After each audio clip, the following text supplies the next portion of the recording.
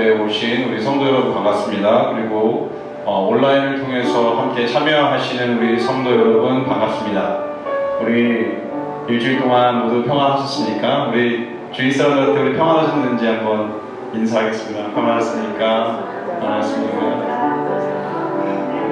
네, 주님 은혜 안에 살고 있는데 우리가 여전히 실수하고 넘어지게 됩니다. 저도 지난 주간에 또 실수하고 넘어지는 경험을 하고 마음이 많이 아팠어요. 아팠는데 하나님께서 이런 모습으로 하는데 어떻게 가지? 이런 고민들이 있었을 때 하나님 제게 주신 찬양이 있습니다. 내 모습 이대로 사랑하시는 하나님이 우리 어떠함 때문에 우리를 사랑하지 않으시고 우리를 있는 그대로 사랑하심을 우리 함께 고백하고 우리 모두 함께 위로받고 하나님을 찬양했으면 좋겠습니다. 우리 함께 찬양하겠습니다. 모습 이대로 사랑하시네 연약한 그대로 사랑하시네 나의 모든 발걸음 주가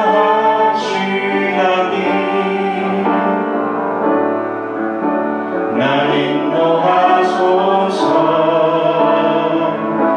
내 모습 이대로 사랑하시네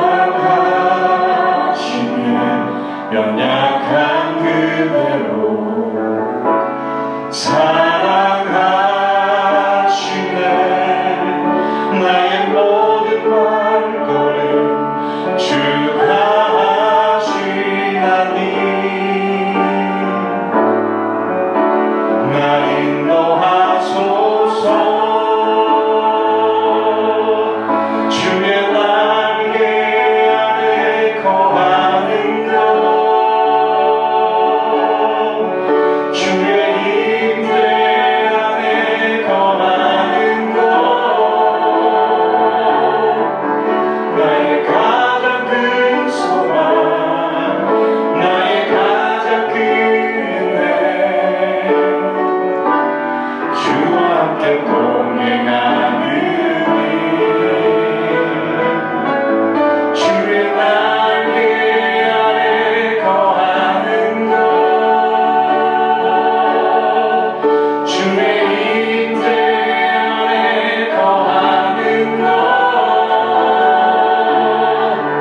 나의 가장 큰 소망 나의 가장 큰 은혜 주와 함께 동행하느니 다시 한번 고백할까요? 내 모습 이대로 사랑하시네 연약한 그대로 사랑하시네 나의 모든 발걸음 주가 하시나니 날 인도하소서 주의 날개 아래 주의 날개 안에 거하는 것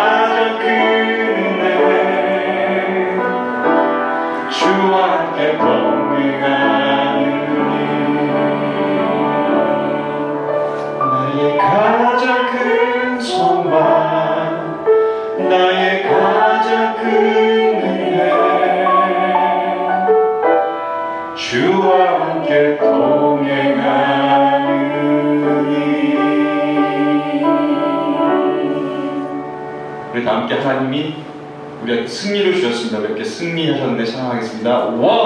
1, 2, 3, 4 승리하였네 어린 양의 보혈로 우리 보혈의 능력으로 서리라 승리하였네 승리하였네 어린 양의 보혈로 주 내게 승리 주셨네 승리하였네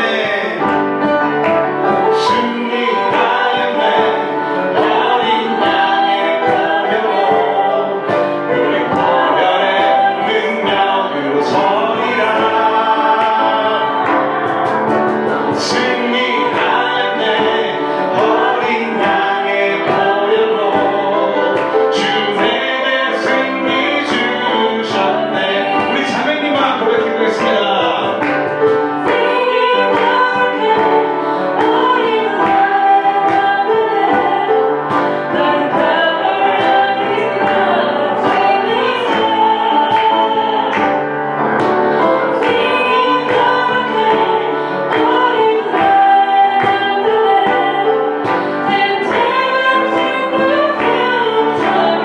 형제님들의 목소리 승리하였네 어린 양의 보혈로 우리 보혈의 능력으로 서리라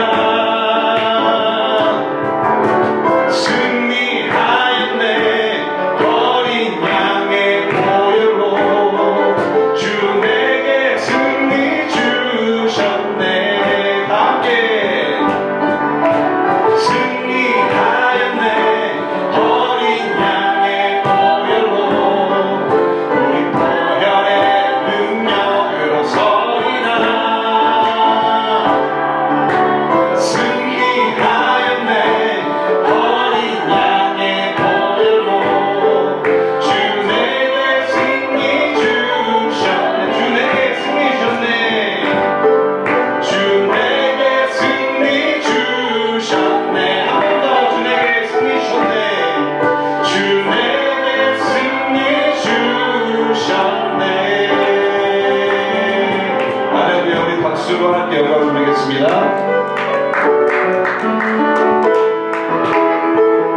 물 가운데 지나치라고 물 가운데 지날 때에도 침몰치 않으며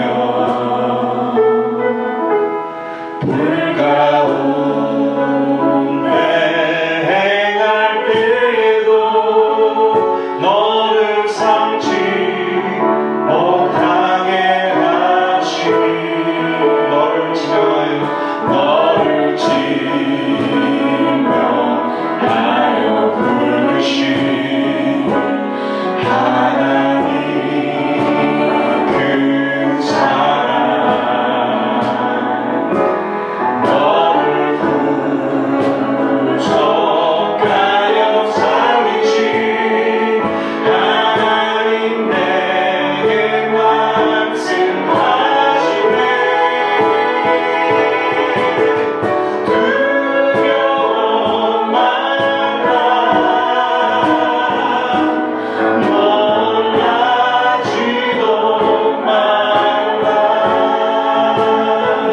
내가 어딜 가든지 무슨 일 만나든지 내가 함께하리라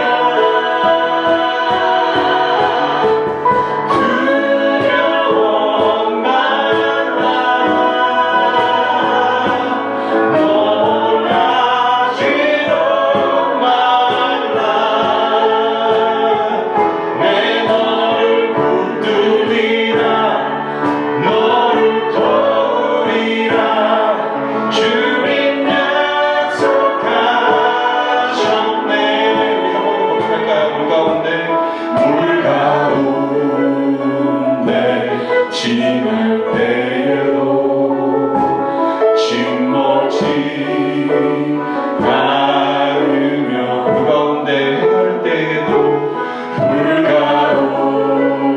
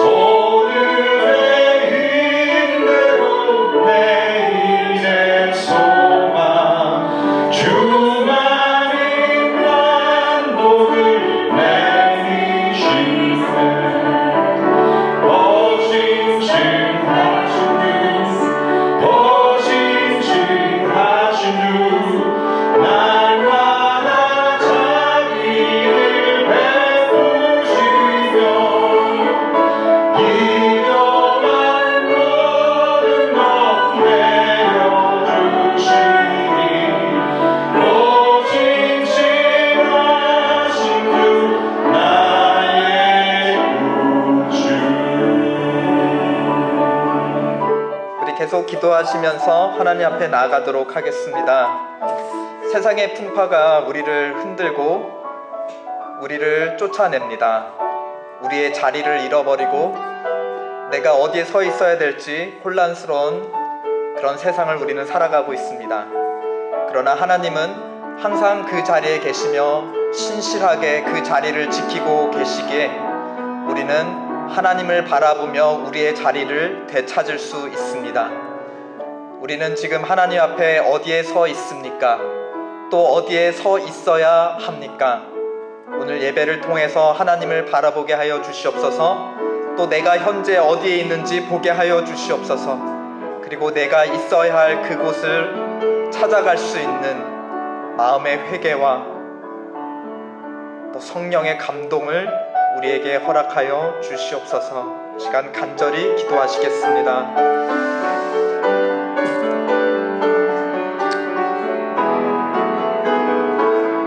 하나님 아버지 감사합니다. 늘 그 자리에 계셔 주심에 주님을 바라볼 때 우리가 어디에 있는지 볼 수 있게 하시고 또 우리가 어디로 가야 할지 알려주시니 감사합니다. 또 우리 주변에 함께 동행하는 귀한 성도님들을 허락해 주신 것 감사합니다. 그분들을 바라볼 때 내가 이렇게 살면 안 되겠구나, 내가 저렇게 살아야겠구나 하는 우리에게 방향 감각들을 주시니 감사합니다. 하나님도 함께 하시고 그 성도님들도 함께 하시는 예배로 우리를 불러 모아 주셨습니다. 하나님의 임재 앞이야말로 우리가 있어야 할 곳, 우리가 지켜야 할 자리인 줄로 믿습니다. 돌이켜 회개하는 마음을 주시고 우리의 부족함에도 불구하고 예수 그리스도의 보혈의 은혜로 덮어주시는 아버지 그 믿음의 위력을 따라 하나님의 거룩한 임재 앞에 나왔사오매 이곳이야말로 내가 있어야 할 곳임을 깨닫고 감격하며 주님 할렐루야 하나님 찬양하는 귀한 예배, 생명의 예배가 되도록 우리에게 은혜를 베풀어 주시옵소서. 하나님이 계신 곳이 바로 우리가 있어야 할 곳이오매 우리로 하여금 하늘로 올라오라 요구하지 않으시고 하나님이 친히 우리 가운데 찾아 내려오신 그 은혜를 찬양합니다. 하나님 감사하며 사랑합니다. 예수 그리스도의 이름으로 기도드렸습니다. 아멘. 양, 동전, 자녀. 한번 이미지를 떠올려 보시겠어요? 이들 셋 사이에 공통점이 있을까요? 양, 음매하는 양, 동전, 우리 호주머니의 동전, 그리고 우리의 자녀. 이 셋 사이에 공통점은 무엇일까요? 누가복음 15장에서 예수님은 알겠습니다. 제가 빨리 대답하겠습니다. 누가복음 15장에서 예수님은 우리 눈에 언뜻 상관없어 보이는 이 세 가지를 나란히 놓으세요. 그리고 이야기를 이어서 나가십니다. 예수님이 보시기에 이 셋 사이의 공통점은 바로 이들 모두가 잃어버리기가 쉬운 대상들이라는 겁니다. 양은 왜 잃어버리기가 쉽죠? 눈이 나쁘다고 합니다. 그래서 길을 잃어버리기가 쉬운 동물이죠. 동전은 왜 잃어버리기 쉬울까요? 동그랗기 때문이죠. 그렇죠? 우리 주머니에서 떨어지면 동굴에서 어디로 굴러갈지 우리가 알 수가 없습니다. 우리 자녀는 왜 잃어버리기가 쉬운 존재들일까요? 지 고집대로 사니까 이것은 다 잘 아실 겁니다. 그렇죠? 우리 어머니가 고개를 끄덕끄덕 하십니다. 그런데 또 다른 공통점이 있습니다. 잃어버리기 쉬운 존재들인데 다 소중한 존재들이기도 합니다. 그렇죠? 그래서 잃어버렸다가 되찾으면 그렇게 기뻐할 수 없는 존재들이 바로 양과 동전과 그리고 우리의 자녀들인 것입니다. 근데 솔직히 양을 되찾은 이야기는 목자의 심정에서 이해가 될 것 같아요. 그렇죠? 잔치를 벌일만 하다고 우리는 생각할 수 있습니다. 근데 뭐 동전 하나 잃어버린 이야기, 동전 하나 잃었다고 그것을 되찾았다고 해서 동네 사람들 다 불러다가 잔치를 벌이면 사실은 배보다 배꼽이 더 큰 거 아닌가요? 그렇죠? 그런데 왜 예수님은 동전을 되찾은 여인이 기뻐서 동료들을 불러다가 축제를 벌였다고 하시는 걸까요? 그 이야기를 살펴보면은 여자가 드라크마라는 것이 있는데 그 중에서 하나를 잃어버렸다고 하였습니다. 이것은 그 당시 문화적 배경에서 무엇을 의미하냐? 이것은 남편이 여자에게 결혼 선물로 준 예물이었던 것이에요. 그 당시에 여자들에게, 보통 여자들, 경제 수준의 여자들에게 주는 예물이 바로 10드라크마를 이렇게 이어가지고 목걸이나 아니면 머리에 띠로 선물을 해 주었다고 합니다. 그러니까 이 동전 10드라크마 중에 잃어버린 이 한 동전은 그 동전의 화폐 가치 이상의 가치가 있는 거죠. 그렇죠? 남편이 준 결혼 예물이기 때문입니다.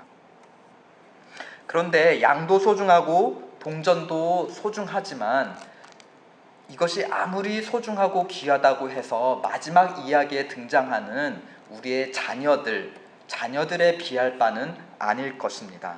그래서 예수님은 이 세 이야기를 하면서 마지막에 가장 소중한 자녀를 잃어버렸다가 되찾은 이야기를 첫 양과 동전을 되찾은 이야기에 비해서 훨씬 길게 이야기를 하고 계시는 겁니다.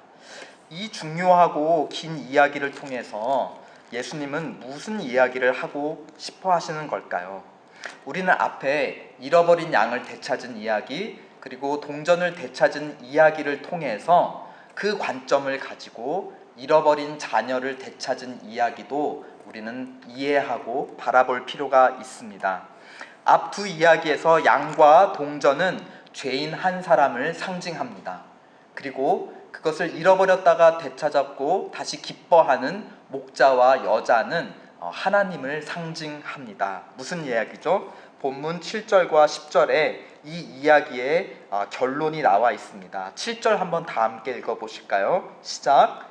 내가 너희에게 이르노니 이와 같이 죄인 하나가 회개하면 하늘에서는 회개할 것 없는 의인 99을 인하여 기뻐하는 것보다 더 하리라. 10절에는 내가 너희에게 이르노니 이와 같이 죄인 하나가 회개하면 하나님의 사자들 앞에서 기쁨이 된다 하였습니다. 그러니까 이러한 관점, 죄인 하나가 돌아오면 하나님 아버지가 크게 기뻐하신다라는 이 관점을 가지고 우리는 마지막에 가장 중요한 이야기, 잃어버린 아들을 되찾은 이야기 또한 우리는 읽고 들으며 이해하고 그것을 우리 삶에 적용해야 할 것입니다. 이 잃어버렸다가 되찾은 아들의 이야기는 우리 많이 들어서 익숙한 이야기입니다. 아버지에게 두 아들이 있었습니다. 그 중에 차남이 아버지의 유산을 미리 받습니다. 그리고 그 돈을 가지고 외국에 갔다가 허랑방탕 다 허비하고 맙니다.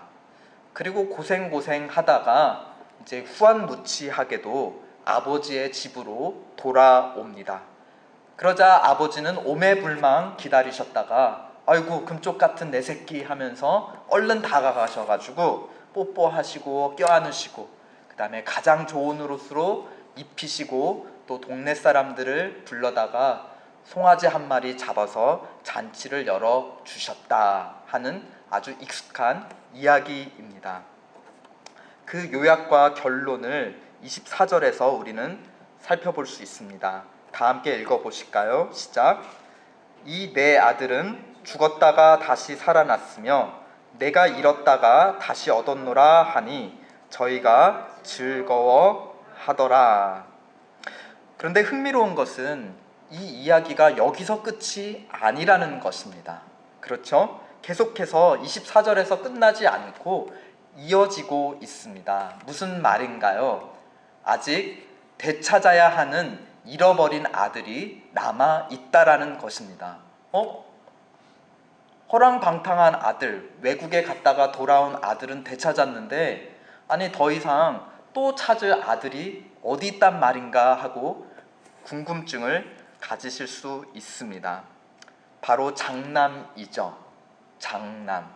아버지 집에 머물면서 열심히 충성 봉사한 아들 역시 잃어버린 아들이었다는 것입니다. 우리 궁금증이 들고 반문이 들어요. 아니, 집에서 충실히 아버지 곁에 머물면서 아버지를 도와 순종하였는데 어떻게 이 아들이 왜 잃어버린 아들이냐, 그렇죠? 근데 이 아들은 몸만 아버지 곁에 있었다 뿐이지 마음은 동생처럼 아버지를 떠나 있었다는 것입니다. 그것을 우리는 어디서 알 수 있죠? 차남이 돌아왔을 때 아버지는 크게 기뻐하십니다. 죽었던 내 아들이 살아 돌아왔다 하고 아버지는 기뻐하시는데 이 장남은 아버지와 함께 기뻐하지 못합니다. 28절을 보니까 노했다 하죠. 노했고 아버지 집으로 들어가기를 거부했다. 즉 아버지와 함께 잔치하기를 거부했다는 것입니다. 그러니까 아버지와 같은 마음이 아니었다는 것을 우리는 알 수 있습니다. 유대인의 상속법, 당시의 상속법을 우리가 이해한다면 이 장남이 가졌을 분노를 우리는 쉽게 동감할 수가 있습니다. 아버지가 돌아가시면 장남이 상속 재산의 3분의 1을 물려받습니다. 그리고 막내가 나머지 아들들이 각자 명수에 따라서 돌려받습니다. 그러니까 장자가 받는 것은 3분의 2로 고정이 되어 있는 것이에요. 근데 이제 나머지 아들이 한 명이니까 차남이 상속받아서 외국에 가서 쓴 낭비한 돈은 아버지 재산의 3분의 1이었습니다. 그런데 지금 남아있는 재산은 아직 아버지의 재산이기는 하지만, 그렇죠? 나머지 3분의 2의 재산은 여전히 아버지의 재산이긴 하지만 미래의 아버지가 돌아가시면 고스란히 누구의 재산이 되는 거죠? 장남의 유산이 되는 것입니다. 그런데 지금 미래의 내 재산이 될 그 돈을 가지고 지금 누구를 위해서 잔치를 벌여주는 데 쓰고 있다는 말입니까? 저 아버지의 재산을 낭비하고 돌아온 저 호랑방탕한 저놈을 위해서 내 앞으로의 미래의 재산이 지금 갉아먹어지고 있다라는 것입니다. 그러니 분노가 일어났다는 것이죠. 아버지가 어떠한 재산을 이 자격 없는 둘째 동생을 위해서 쓰고 계시단 말입니까? 본문 22절에 보니까 아버지가 그 돌아온 차남에게 제일 좋은 옷을 입히셨고 그 다음에 가락지를 손에 끼우셨고 또한 그가 맨발도 없이 집에 오는 것을 보고 신발을 신겨 주셨습니다. 그리고 이어지는 본문 23절에는 살찐 송아지도 잡아 주셨습니다. 아주 많은 재산을 소비해서 둘째 아들을 맞아 주신 것입니다. 그런데 돌아온 차남을 아버지는 여전히 이렇게 귀한 것으로 입혀주고 먹여주면서 귀한 아들로 여기지만 이 형은 그 차남을 남으로 여기고 거들떠보지도 않습니다. 그것을 우리는 어디서 알 수 있느냐? 아버지에게 화를 내는 장남의 목소리를 한번 들어보실까요? 30절을 한번 보시죠. 그 동생을 어떻게 지칭하고 있냐? 아버지의 살림을 창기와 함께 먹어버린 이 아들이 돌아오매 합니다. 지금 보면은 내 동생이 돌아왔는데 라고 하지 않고 이 아들이 돌아왔다라고 합니다. 이 아들은 사실은 원문에 더 가깝게 번역을 하면 당신의 아들, 아버지 재산을 다 허비하고 온 내 동생이 아니라 당신의 아들이 돌아왔는데 이렇게 잘해줄 수가 있습니까? 라고 따지고 있는 것이죠. 즉 동생을 자기 동생으로 여기지 않고 제3자, 남의 사람으로 아버지의 아들로 지금 취급하고 있다는 것입니다. 그러자 아버지가 이 잃어버린, 틀어져 버린 형제 사이의 관계를 회복시켜 주시려고 이렇게 노력을 하십니다. 본문 32절 다 한번 읽어보실까요? 시작. 이 내 동생은 죽었다가 살았으며 내가 잃었다가 얻었기로 우리가 즐거워하고 기뻐하는 것이 마땅하니라. 당신의 아들이 어떻게 당신의 아들에게 이렇게 잘해줄 수 있습니까? 라고 따지는 장남에게 아버지는 그 사람이 누구라고 다시 수정해주고 있습니까? 이 내 동생, 아니다 너의 동생이다 라고 그 관계를 회복시켜 주려고 아버지는 노력하고 계시다는 것입니다. 그러면서 우리 들어가서 함께 즐거워하자, 함께 기뻐하자라고 이 잃어버린 첫째 아들도 지금 회복시켜 주시려고 노력하고 계십니다. 그런 점에서 이 이야기 속에 참 주인공 된 아버지는 회복시키시는 분, 또 화평케 하시는 분인 것으로 이 이야기 속에 묘사가 되고 있어요. 어떻게 그렇게 하고 계시냐? 돌아온 아들에게 제일 좋은 옷을 입혀주십니다. 고대 사회에서 옷은 명예, 영광을 상징하죠. 잃어버린 영광과 명예를 회복시켜 주십니다. 그리고 가락지도 끼워주셨다 하였습니다. 고대 사회에서 반지는 권위를 상징합니다. 신분과 권위를 상징합니다.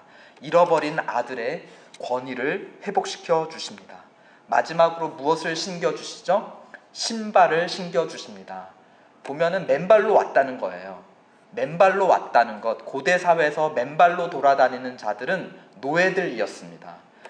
이 아들이 고생하며 남의 집 돼지를 치는 종살이를 하였다 하지 않았습니까? 그러니까 맨발로 온 거예요. 그럼 맨발로 온 종에게 신발을 신겨 주었다는 것은 무엇이죠? 종이 아니라 이제 자유인이다 라고 신분을 회복시켜 주었다는 것입니다. 그리고 나서 살찐 송아지를 잡아서 잔치를 열어주죠. 살찐 송아지는 무엇을 의미합니까? 그것을 함께 먹고 마심으로 말미암아 이 아들이 누구와의 관계를 회복하는 거예요? 함께 잔치에 같은 음식을 먹고 마시는 아버지, 또 그 집의 종들, 그리고 그 마을 사람들과 함께 관계가 회복된다는 것을 의미합니다. 아버지는 그리고 잃어버린 첫째 아들에게도, 그러니까 들어가서 우리 함께 저 송아지를 먹으며 함께 즐거워하고 기뻐하고 우리 잃어버린 관계를 다시 되찾자라고 첫째 아들에게도 권유를 하고 계시는 겁니다. 아버지는 어떻게 이 깨어진 관계들을 회복하고 화평케 하시는가? 이 아버지는 찾아 나서시는 분입니다. 회복의 비결은 찾아 나서심에 있습니다. 차남은 본문 20절을 보니까 아직도 거리가 먼데 아버지가 저를 보고 측은히 여겨 달려갔다 하였습니다. 이 고대 사회에서 어르신이 뜬다는 것은 자기 채통과 명예를 잃어버리는 경거망동한 행동입니다. 근데 아버지는 지금 자기의 체면보다 무엇이 더 큰 거죠? 아들을 향한 측은히 여기는 마음이 더 큰 것이었습니다. 그리고 장남에게도 아버지는 찾아서 나가십니다. 28절을 보니 노하여 들어가고자 하지 아니하거늘 누가 나와서 그 아들을 권해서 데리고 들어가려고 합니까? 28절을 보니 아버지가 또 어떻게 하였다 하였죠? 나와서 권한대. 둘째 아들을 향해서도 아버지는 달려나가서 그의 신분과 명예를 회복시켜 줍니다. 또 첫째 아들도 집에 들어오기를 거부하니까 집 안에서 기다리시는 게 아니라, 그래 내 집 안에 들어오는, 스스로 걸어 들어오는 자만 내가 이 잔치에 참여시켜 주겠다 하는 것이 아니라 그럴 자격이 없는 자에게 아버지가 달려나가서 차남도 데리고 들어오시고 또 장남도 지금 데리고 들어오시려고 애쓰시고 노력하는 것입니다. 잃어버린 양을 찾아 나서는 목자처럼, 그리고 잃어버린 동전을 찾아서 온 집안을 샅샅이 뒤지는 여인처럼 마지막 이야기의 아버지도 잃어버린 두 아들을 찾아서 어떻게 하시는 분이십니까? 나서시는 분, 찾아 나서시는 분입니다. 왜 그런가? 잃어버린 양은 지금 혼자 걸어서 목자에게 돌아오기 어려운 상태인 것 같습니다. 15장 5절을 보시죠. 목자가 찾은즉 즐거워 어깨에 메고 돌아왔다. 양이 스스로 걸을 수 없는, 지금 뭔가 어디 위험한 곳에 갇혀서 다리를 다친 것 같습니다. 스스로 걸어서 돌아올 수 없기에 목자가 자기 어깨에 메고 돌아왔다는 것입니다. 잃어버린 동전은 발이 없으니까 당연히 스스로 우리 주머니로 돌아올 수가 없겠죠. 여러분, 그런 경험들 많지 않으세요? 약속 시간 급히 맞춰서 나가야 하는데 때마침 차 열쇠를 어디다가 뒀는지 보이지가 않는 겁니다. 그래서 찾다가 정말 약간 미친 사람처럼 차키야, 너 도대체 어딨니? 라고 차키한테 막 물어보고 있죠. 그렇죠? 그런데 주인이 부른다고 차키가 저 여기 있어요 하고 차키가 대답할 수는 없을 겁니다. 제가 자동차 회사에 좀 아이디어를 좀 제안하면 주인이 어딨냐라고 부르면 저 여기 있습니다 라고 좀 대답하는 그런 기능을 좀 스마트 열쇠에다가 좀 넣어줬으면 좋겠습니다. 그러니까 8절에 여자가 어떻게 하였다고 하였죠? 등불을 켜고 집을 쓸며 샅샅이 부지런히 찾았다 하였습니다. 그런데 잃어버린 두 아들, 특별히 둘째 아들은 멀쩡하니 자기 두 발로 집으로 돌아오지 않았나요? 그렇죠? 아버지가 찾아 나서지 않았는데 둘째 아들은 스스로 걸어 돌아오지 않았냐라고 반문할 수 있습니다. 그런데 스스로 돌아오기는 했는데 아들로서 돌아온 것이 아니라 종으로서 돌아온 것이었어요. 그러니까 여전히 아버지 입장에서는 아들을 잃어버린 상태였던 것이죠. 21절 한번 다 함께 읽어보실까요? 시작. 아들이 가로되 아버지여, 내가 하늘과 아버지께 죄를 얻었사오니 지금부터는 아버지의 아들이라 일컬음을 감당치 못하겠나이다 하면서 나를 종 중에 하나로 좀 써달라고 애걸을 할 그런 참이었습니다. 그런데 이 종으로 자처하는 자를 아들의 신분으로 회복시켜준 자는 그를 향하여 달려 나오시고 그에게 가장 좋은 옷을 입혀주시며 가락지를 끼워주시고 신발을 입혀주시며 또한 값비싼 송아지를 잡아주신 그 아버지였습니다. 아들 스스로는 본인의 잃어버린 신분을 회복할 수 없었기에 그것을 회복해 주신 것은 아버지의 전적인 은혜였던 것입니다. 양, 동전, 자녀가 가지고 있는 또 다른 공통점이 있습니다. 바로 스스로 돌아올 수 없는 존재라는 것입니다. 스스로 돌아올 수 없는 존재가 어떻게 다시 되찾아지고 회복될 수 있단 말입니까? 그것은 오로지 하나님의 은혜, 목자의 사랑, 여자의 열심, 그리고 아버지의 치근히 여기는 사랑이었습니다. 아까 양과 동전과 이 아들은 죄인 한 사람을 의미하고 목자와 여자와 이 이야기의 아버지는 하나님 아버지를 상징한다고 하였죠.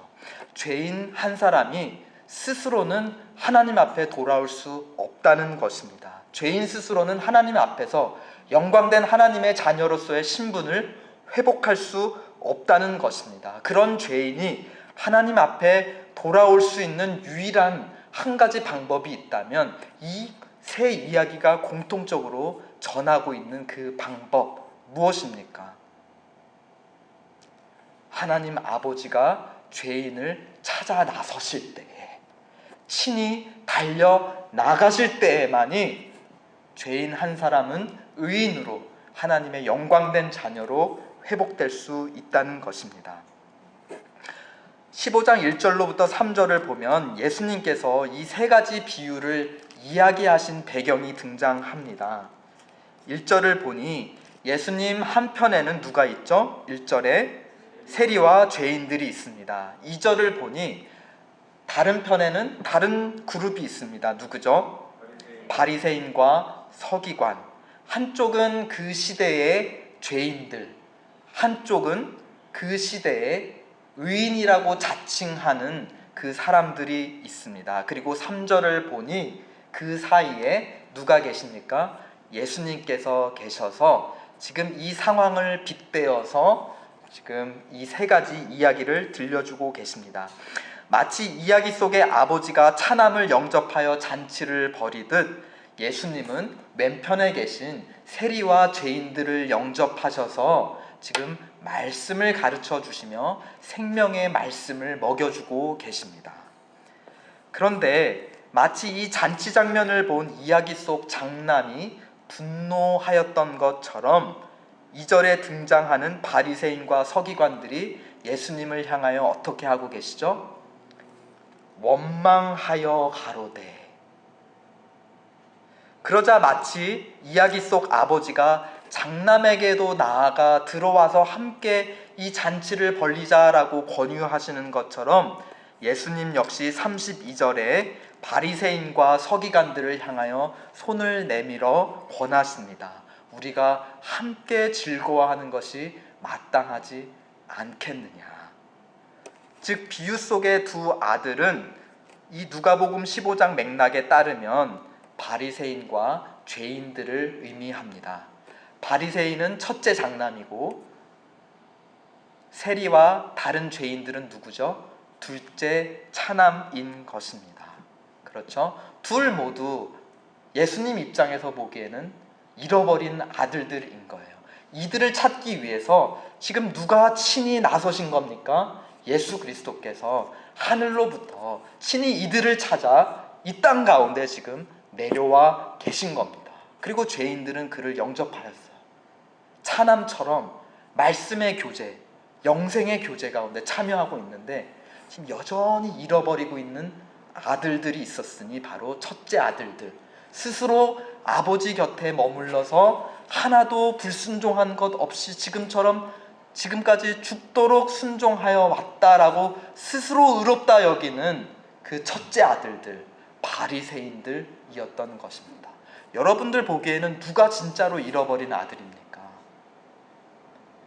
바리새인들이죠.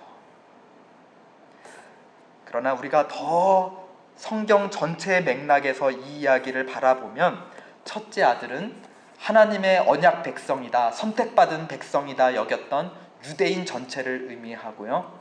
그 다음에 하나님 집을 떠나서 허랑방탕 제멋대로 살은 차남은 이방인들을 상징합니다.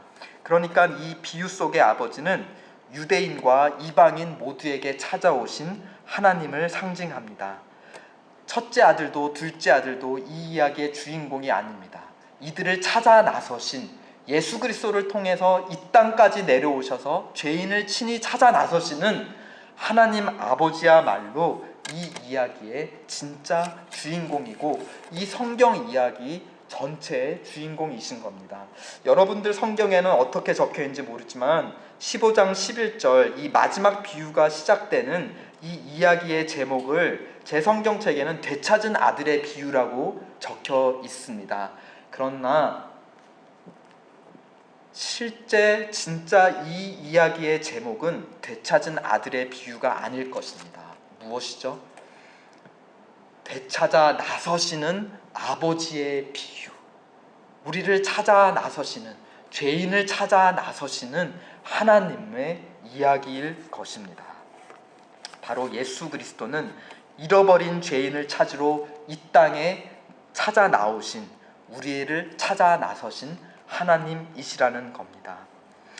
우리 새해 첫 달에 들어서 성경의 네 장면을 감상했습니다. 그렇죠? 창조, 타락, 구속, 새 창조. 이것을 하나하나 모자이크처럼 아니면 벽화처럼 쭉 이어붙이면 바로 오늘 이야기가 되는 것입니다. 되찾은 아들의 비유, 아니 되찾아 나서시는 아버지의 이야기가 바로 창조, 타락, 구속, 새 창조, 이 전체 성경의 이야기라는 것입니다. 창조, 이야기 속 아버지와 두 아들들처럼 하나님은 만물 중에서 사람을 자기 형상으로, 자기의 상속자로, 자기의 영광과 권세를 받아서 누리고 만물을 다스리는 자기의 상속자로 창조하셨습니다.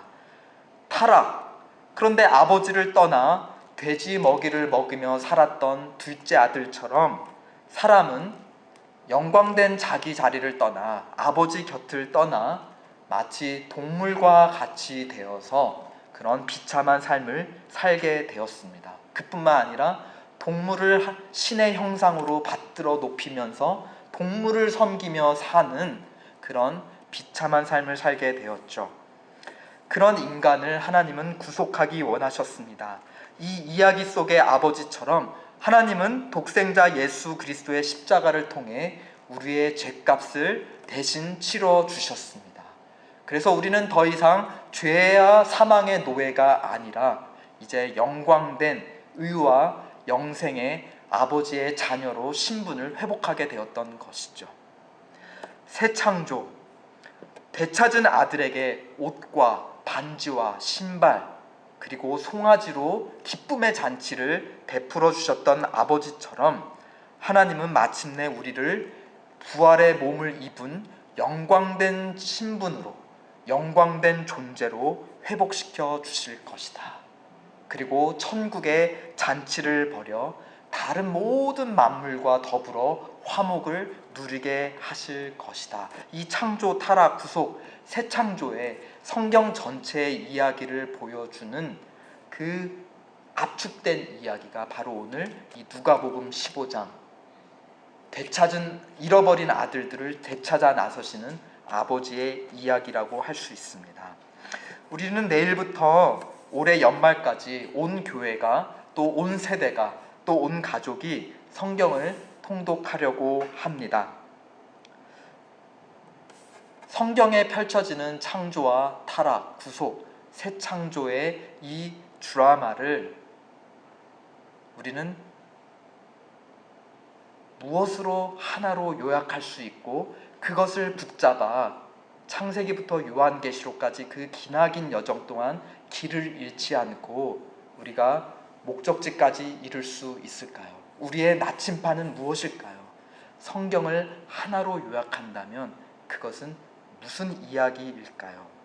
그것은 다름 아닌 우리를 찾아 나서시는 하나님 아버지의 이야기입니다. 잃어버린 자녀를 찾아 간절히 나서시는 하나님의 이야기. 아담과 하와가 살고 있던 에덴 동산으로 찾아오신 하나님의 이야기. 아브라함에게 찾아오셔서 첫 언약을 맺으신 하나님의 이야기. 애굽 땅에서 종노릇하며 그들이 누구인지, 그들의 하나님이 누구인지 잊고 있던 이스라엘 백성에게 모세를 통해 친히 찾아 나서신 하나님. 그리고 광야 가는 길 동안 길을 잃어버린 그들에게 구름기둥과 불기둥으로 함께 하시며 그 길을 찾아 나서시는 하나님 아버지. 또 약속의 땅에 들어가고 나서 이스라엘 백성이 죄를 범해서 이웃 나라들로부터 어려움을 당하고 있을 때 선지자들을 통하여 친히 그들에게 찾아 나서서 그들이 돌아와야 될 길을 보여주신 하나님 아버지. 무엇보다 예수 그리스도 하나님의 본체시지만 그 동등됨을 여기지 아니하시고 도리어 우리와 같은 종의 형체를 가지시고 이 땅에 오셔서 십자가에서 우리의 죄값을 사해 주신 예수 그리스도 안에 우리를 찾아 나오신 하나님. 그뿐만입니까? 예수님이 하늘로 올라가시자 또 어떠한 모습으로 우리를 찾아오셨습니까? 성령 하나님의 모습으로 우리 가운데 찾아오셔서 우리 마음속에 거하시며 우리를 떠나지 않으시는 바로 하나님은 우리를 찾아 나서시는 하나님이시라는 겁니다. 이 구속에서 창조에서 새 창조를 향해 펼쳐지는 드라마는 아직 끝나지 않았습니다. 우리는 새 창조의 완성을 아직 기대하며 기다리고 있습니다. 그러한 과정 중에도 하나님은 지금도 우리가 어디에 있던지 간에 우리를 어떻게 하시는 하나님이라는 것입니까? 지금 이 자리에도 우리의 예배 가운데도 하나님은 찾아 나서시는 하나님이십니다. 두세 사람이 내 이름으로 모인 곳에 나도 그들 중에 함께 있으리라. 그러므로 우리가 하나님 앞에 서기 위해서 하늘로 올라가지 않아도 됩니다. 우리가 깊은 바닷속으로 헤엄쳐 내려가도 되지 않습니다. 우리는 그럴 수가 없습니다. 우리는 하나님께로 갈 수가 없는 존재들이나 그러나 우리가 하나님 앞에 설 수 있는, 하나님의 영광된 자녀로서 하나님 앞에 설 수 있는 유일한 이유, 하나님께서 우리가 계신 곳에, 우리가 어디 있던지 간에 우리를 찾아오신다. 우리는 양과 동전처럼 잃어버리기 쉬운 존재입니다. 그리고 하나님께 스스로 돌아가기 어려운 존재입니다. 그러나 하나님이 지극히 사랑하시는 존재이기도 합니다. 그러므로 하나님은 우리가 어디에 있든지, 어떤 어려움과 고통의 자리에 있든지 간에, 아무리 우리가 꼭꼭 그 동전과 같이 숨는다 하여도 하나님은 불을 밝히시고 온 집안을 쓸며 샅샅이 부지런히 끝까지 포기하지 않으시고 여러분을 찾아오실 것입니다. 그러므로 우리 이 믿음을 가지고 우리 이렇게 함께 하나님을 찬양합시다. 물 가운데 지날 때에도 침몰치 않으며 불 가운데 행할 때에도 너를 상하지 못하게 하시리. 너를 지명하여 부르신 하나님의 큰 사랑, 너를 구속하여 살리신 하나님께서 내게 말씀하시네. 두려워 말라, 놀라지 말라. 내가 어딜 가든지 무슨 일 만나든지 내가 함께 하리라. 우리 일어나셔서 이 찬양 하나님께 올려드리겠습니다. 물 가운데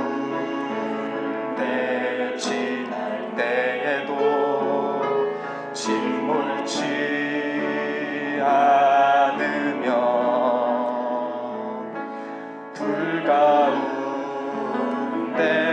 행할 때에도 물 삼지 못하게 하시리. 너를 지명하여 부르신 하나님 큰 사랑, 큰 사랑, 너를 구속하여 살리신 하나님 내게 말씀하시네. 두려워 말라, 두려워 말라, 놀라지도 말라. 내가 어딜 가든지 무슨 일 만나든지 내가 함께 하리라. 두려워 말라, 놀라지도 말라. 내 너를 붙들리라, 너를 도우리라. 주님 약속하셨네. 물 가운데 지날 때도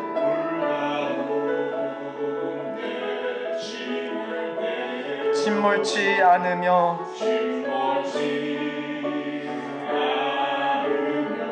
불 가운데 행할 때에도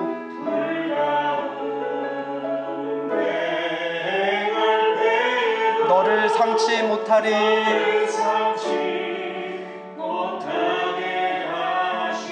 너를 지명하여 부르신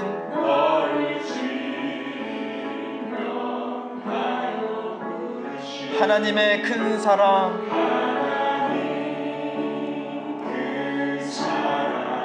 너를 구속하여 살리신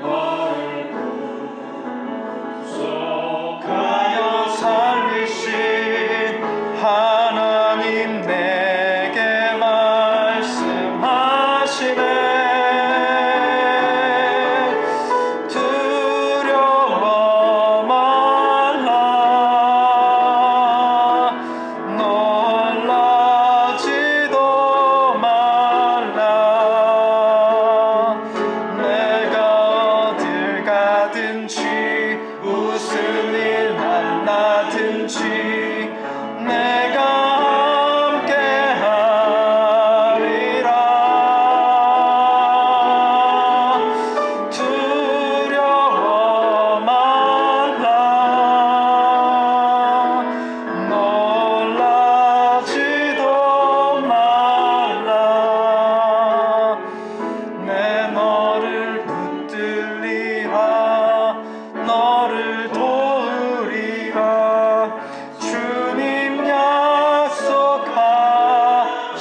약속하셨네.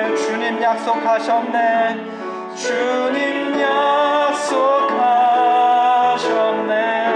주님 약속하셨네. 그리고 이루시리라 약속하셨네.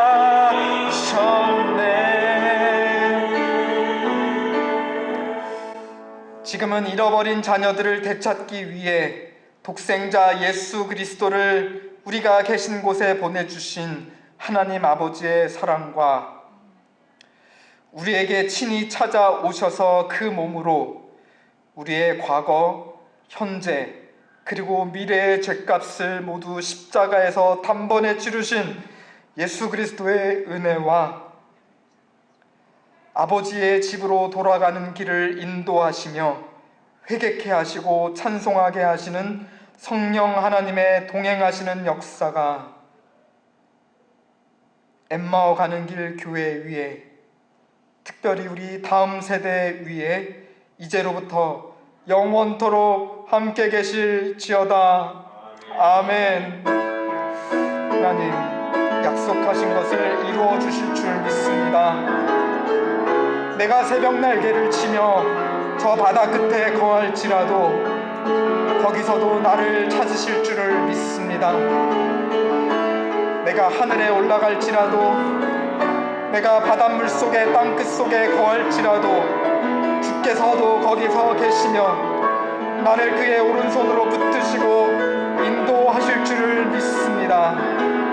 하나님, 내가 두려움과 낭만과 절망 속에 숨어 있을지라도 거기서 찾아오시는 하나님을 영접하며 그 하나님의 손길을 붙들고 나를 어깨에 둘러매시고 집으로 데려가시는 성령 하나님의 강권하심에 우리 자신을 의지하고 맡기게 하여 주시옵소서.